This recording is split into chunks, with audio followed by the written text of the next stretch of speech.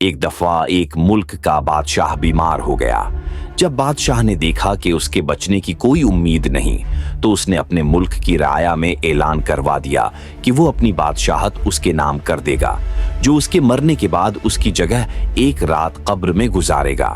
سب لوگ بہت خوفزدہ ہوئے اور کوئی بھی یہ کام کرنے کو تیار نہ تھا۔ اسی دوران ایک کمہار جس نے ساری زندگی کچھ جمع نہ کیا تھا، اس کے پاس سوائے ایک گدھے کے کچھ نہ تھا۔ اس نے سوچا کہ اگر وہ ایسا کر لے تو وہ بادشاہ بن سکتا ہے اور حساب کتاب میں کیا جواب دینا پڑے گا۔